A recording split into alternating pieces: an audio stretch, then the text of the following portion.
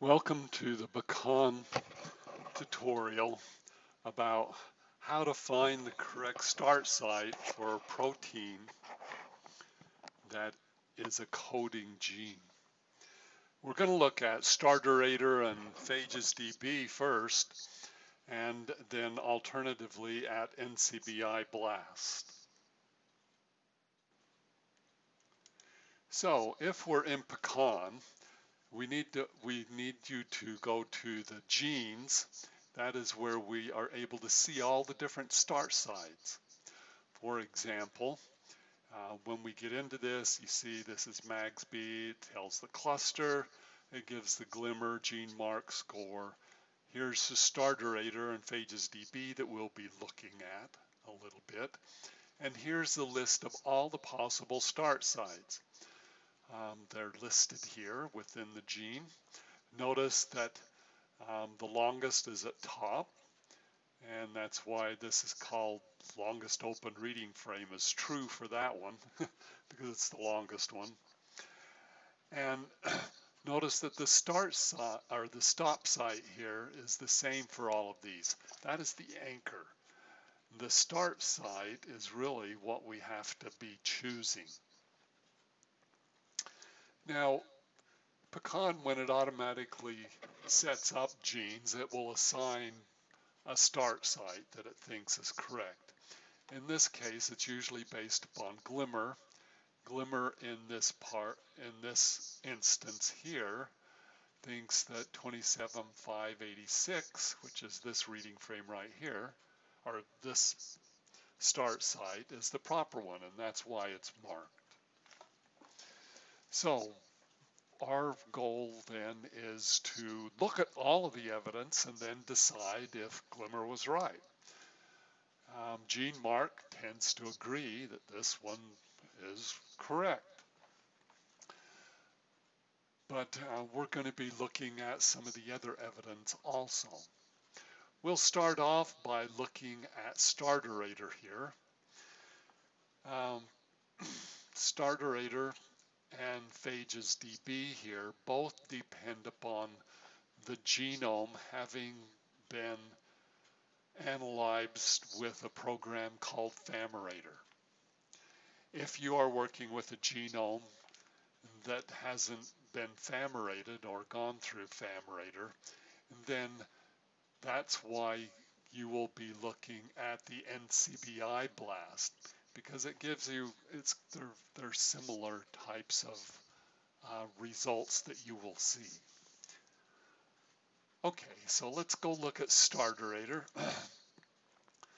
Starterator is distributed by Washington University at St. Louis, and we pick it up with Pecan.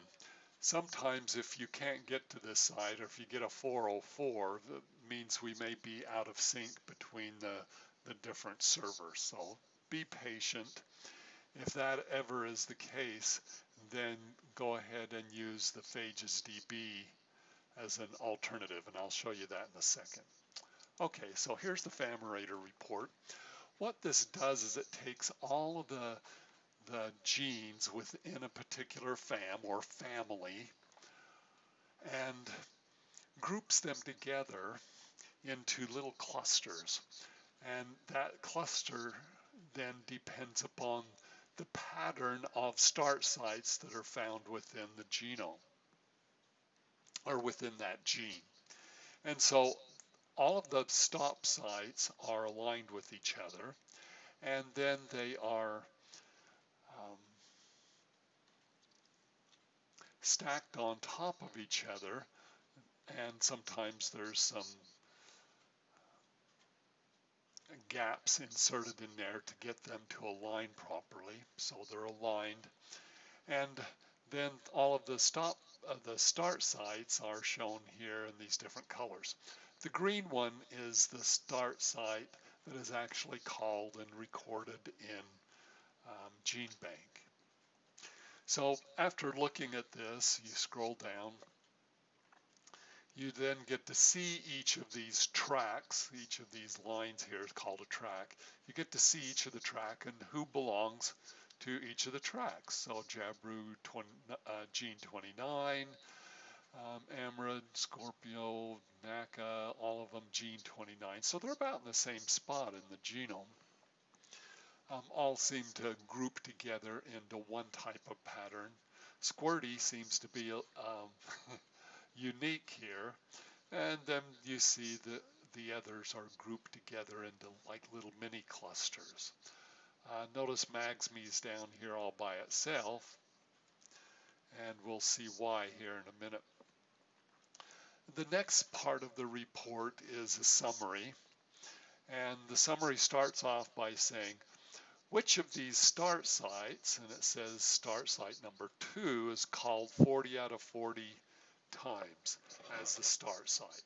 So if we go up and we look at the tracks here, start sites I said in green, this is number 2, so here's number 1, here's number 2, and so it's just position, the way they're numbered here. Start site number 2 seems very consistent. It's found in all of them, and it's been called as a start site for almost all of them, except for Magsby. Okay, so the next thing that we see in this summary then is it groups the genes by, okay, which genes have the most annotated start site and call it as the start site. And then it asks which genes have the most annotated start site but don't call it. And then there's a third class, which genes don't even have the most annotated start site. And that's interesting because then you don't worry so much about this. If your gene falls down here and that it doesn't have it, it's not going to matter a lot up here. So let's go down and look at the next. This shows the summary by starts. Okay, here's number 2. You see most of everybody belongs there. 6 is the Magsby, of course. And then the third section, fourth section here is the summary by cluster. This is the most important part. Even though this nice little summary that says this one's called the most, it doesn't really matter if you have a whole bunch of clusters in here. That number up there may be skewed. If you have a cluster that has a large number and your particular cluster doesn't even have that particular one, you just come down and you find your cluster, and we're the N cluster, and we see that number 2 is called 33 out of 33 times. Okay. Magsby then is also an N. It's kind of an odd one. It's called it, everybody else is calling it a gene or start 2, and Magsby's calling it at 6. So that's evidence that maybe this isn't quite right. Okay, so let's get down and look at Magsby and see where this is actually at, where gene or where the start 2 and start 6 are located.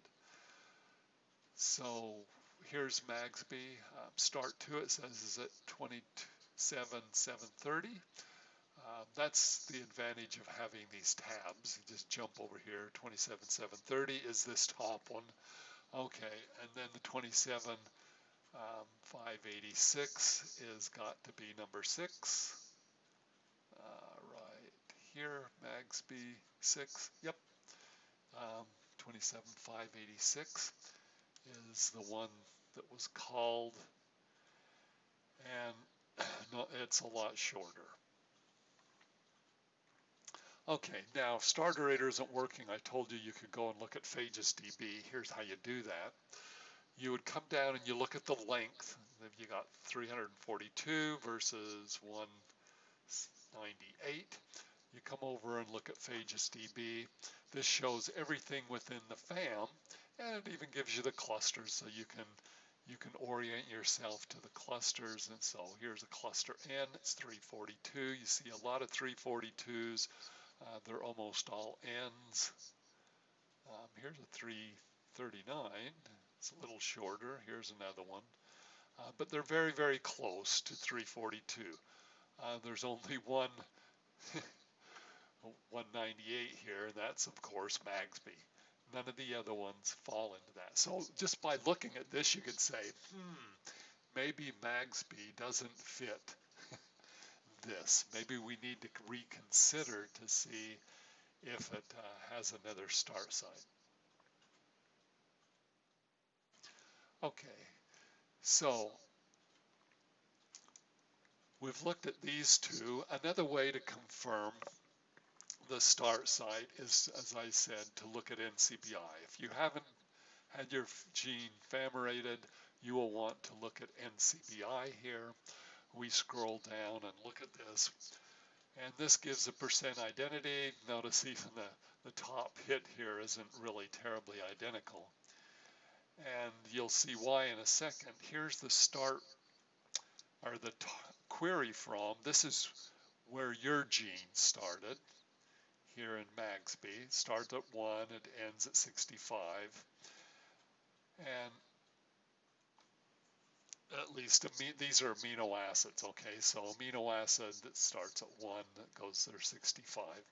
We look at the target genes, the ones that it's hitting, and we see that they start at 49 and go to 113. They're a lot longer, and this amino acid 1 actually corresponds with amino acid 49 over here, okay? These are a lot longer.